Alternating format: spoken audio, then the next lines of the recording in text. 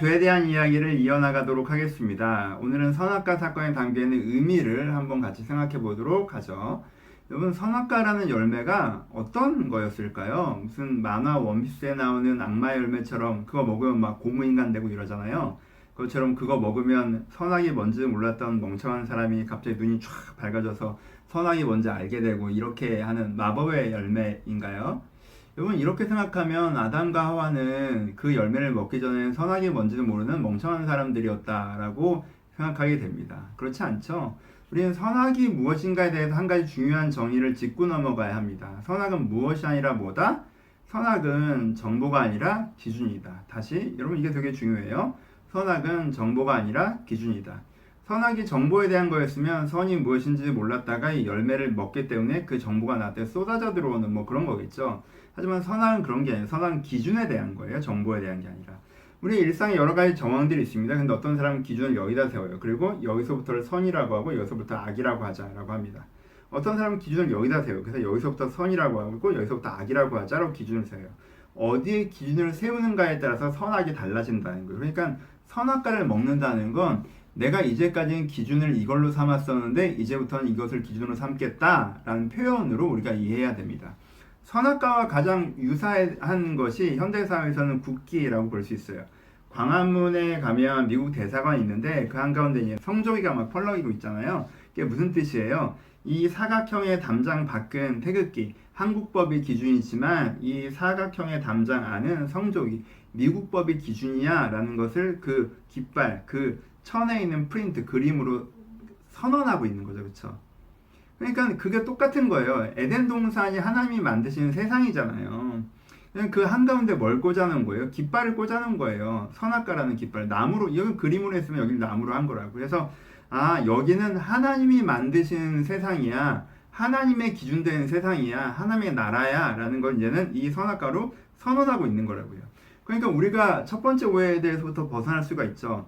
아니 그런 위험한 걸, 죽으면 큰일 나는 걸, 그거 먹으면 안 되는 걸, 그걸 왜 걷다 놨어? 어디 천장 속에 처박아 놨어야지. 그 얘기를 하는 게 아니라는 거예요. 그쵸? 여기는 그냥 이거는 깃발이고 선언이었는데 하와가 뭐하러? 이제부터는 내가 하나님 기준대로 살고 싶지 않고 난 내가 내 기준이 될 거야 라고 하나님 깃발 뽑아버리고 내 깃발 딱 꽂아버리는 거예요. 대사관 담장 뛰어넘어가서 성조기만 불태워도 큰 사건입니다. 그렇죠? 청와대에 누가 뛰어나가서 태극기를 불태우면 그것은 더 큰 사건이 될 거예요. 그건 무슨 뜻이기 때문에? 그 기준을 부정하는 것이기 때문에 그래요. 그렇죠? 하와가 그렇게 한 거예요. 이제 에덴 동산 이 선악과 나 인정하지 않아. 이제부터는 난 하나님 기준대로 살지 않고 내 기준대로 살 거야 라고 선언했다는 거. 그래서 하나님이 먹으면 안 되는 위험한 걸 뒀는데 하와가 그걸 먹고 죽었다는 스토리랑 전혀 다른 이야기라는 걸 여러분들이 이해해 주셨으면 좋겠어요. 두 번째 측면 한번 생각해 보죠.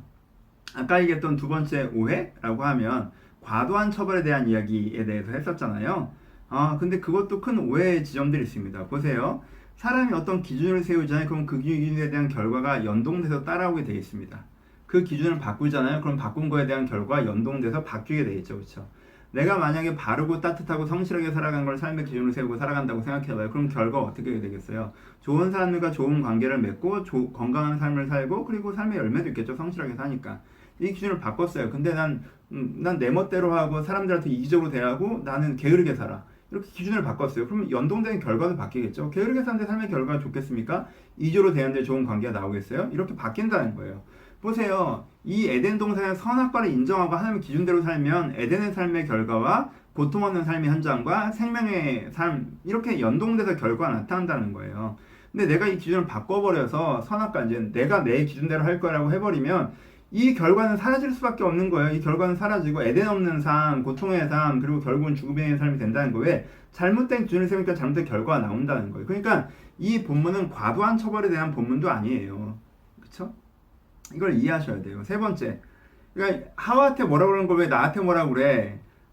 여러분 그 얘기를 하는 게 아니라 무슨 얘기를 하는지 이해되시겠어요? 나에게도 하와와 같은 패턴의 문제가 있다는 얘기를 하고 있는 거예요. 인간에게 원죄의 문제가 있다는 거예요. 무슨 문제가 있다는 거예요? 자기중심성의 문제가 있다는 거예요. 인간이 객관적으로 뭐가 많고 옳은지를 찾고 그것을 추구하며 살아가면 더 나은 삶의 결과가 있을 텐데 그렇게 하질 않고 이걸 알고 싶어 하지도 않고 그냥 지금 내 생각이 다 맞다고 생각하고 지금 내 이익을 위해서 사는 게 다 좋다고 생각하는 자기중심성을 내 기준으로 세우는 게 인간의 가장 근본적인 문제라고 얘기하는 게 이 본문의 핵심 메시지예요. 인간이 자범죄가 있어요.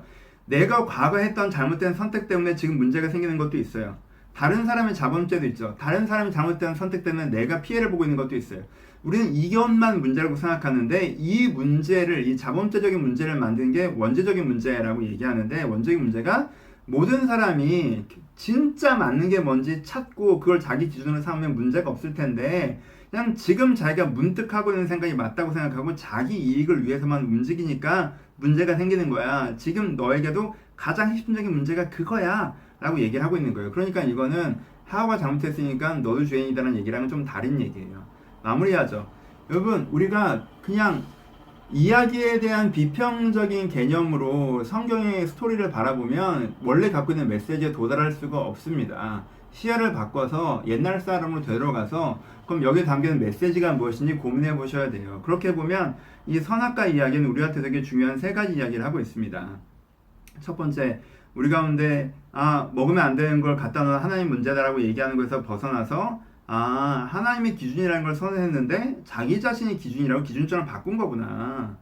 두 번째, 하나님이 거기서 되게 엄청나게 과도한 처벌을 내리셨다는 오해에서부터 벗어나서 기준점을 바꾸니까 연동되는 문제들이 따라올 수밖에 없구나. 세 번째, 그것이 하와의 문제에 대해서만 이야기하는 것이 아니라 인간의 문제를 얘기하는 거구나.